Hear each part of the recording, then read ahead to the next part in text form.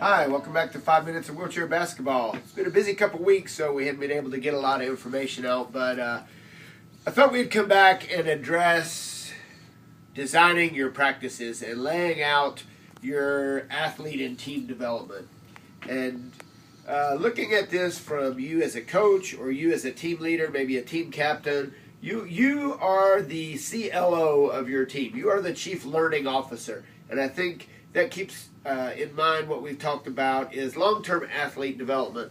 So you as the chief learning officer want to look at everything that you put into your practice specifically as far as what you want to accomplish. So let's look at a basic practice organization. One, you always have an alpha. And an alpha is basically how you want to start your practice. This sets the tone, this sets the mood, this gets everybody on the same page. And this is where you focus your athletes on specifically what do you want to get out of that practice. Individually, what do they want to get individually, and as a team, what do we need to get as a team out of this practice. The next thing we want to do after you have that little huddle, that little talk, get everybody on the same page is a warm-up. You want your warm-up to be fun because that gets everybody involved, and you want it to be practical. You want it to be applicable to what you want to do with your team. So maybe you want to do something individual-wise like a dribble knockout where it's skill-specific, but it's also fun. Or you want to do something like a Minnesota 22 layups where it's active and you're setting the tone for your practice. Just make sure you talk about this when you introduce the warm-up and explain to your athletes and your team what you want to get out of this warm-up and why you're doing it. Ideally, the thing is you want to get your heart rate up 60 to 70% for 6 to 8 minutes because you want the muscles loose, you want the blood flowing, you want the oxygen flowing, and you want to get your athletes physically ready for a good practice. After you have the warm-up, you want to do your stretch. You want your stretch, most of the research now is pointing to you want to have a dynamic stretch with active muscle movement where you're doing arm crosses or arm circles, but you've got the blood flowing and you want to get the muscles loose for practice.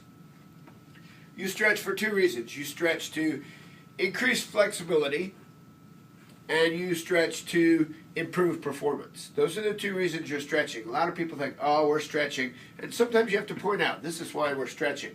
To improve performance and to improve flexibility. What are you doing? You're preventing injuries.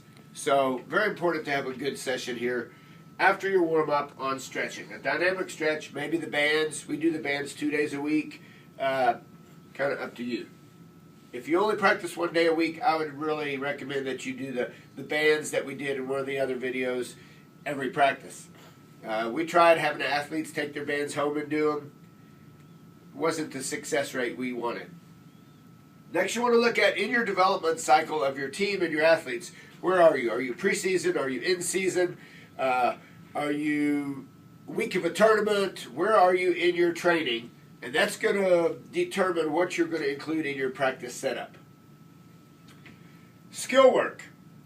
As far as we go, well, what I include next is skill work. Let's say shooting or passing, okay?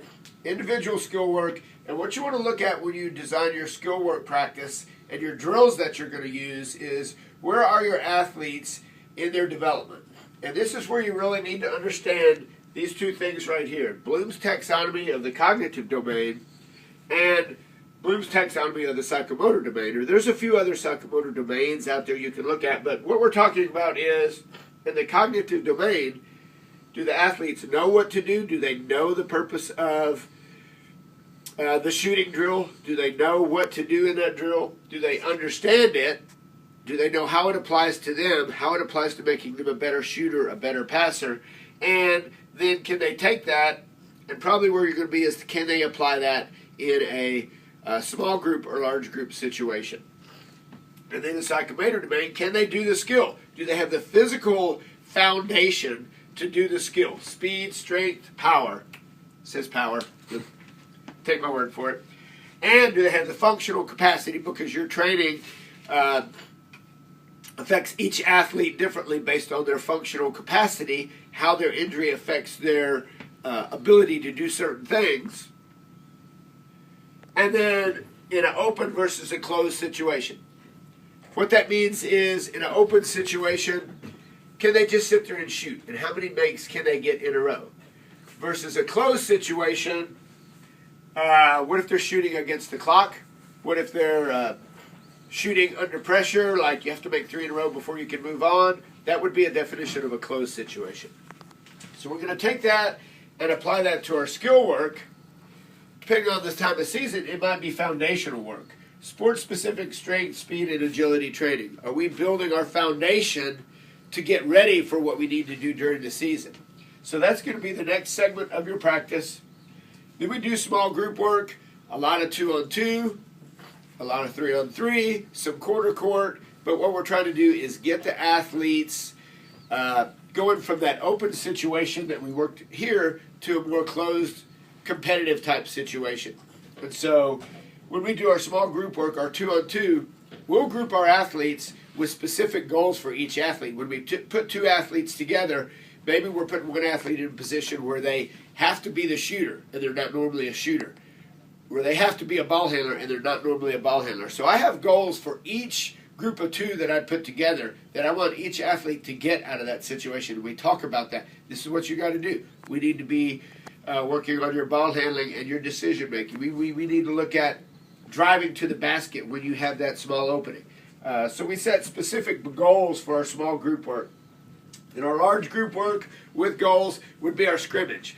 And we do a lot of scrimmage, but I look at the 10-20-70 rule in learning management, and that is 10% in very controlled learning environment, 20% in small group work where they're learning with each other, but it's specific to the needs of what we need them to do, and 70% large group work with specific goals where they're getting feedback from coaches, feedback from other athletes, and just as important, feedback from themselves.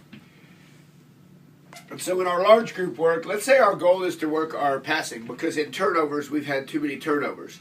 So maybe we'll do a 10-minute scrimmage and put 4 balls on the score table. And every time there's a turnover, we take a ball off. And if they can't do a 10-minute scrimmage without 4 turnovers, then maybe we'll do extra layups or extra up downs or something like that. So that kind of puts more of a closed pressure on the team, a closed situation right there where there are consequences for not performing. In order to do that, though, they have to know what they're doing, they have to understand it, they have to be able to apply it, and they have to have this part. They have to be far enough along in their physical and mental development that they can actually know and do what you expect them to do. And then finally, to finish your practice, an omega. We'll do a static stretch, stretch and hold. We'll talk about the practice. We'll talk about what did they want to work on coming into practice. Did they get what they wanted to out of the practice? And celebrate something that we don't do as much as we should, but everybody should celebrate successes. Hey, you guys did 3 10-minute scrimmages with less than 4 turnovers. That's better than last time. Recognize and celebrate those successes, both team-wise and individual-wise, and that goes a long way to reinforce them before they come back for their next practice. So, a lot of information here in just a few minutes. You got any questions, you can email me, dgarner@uta.edu. And hey, good luck with your practices over the holiday season.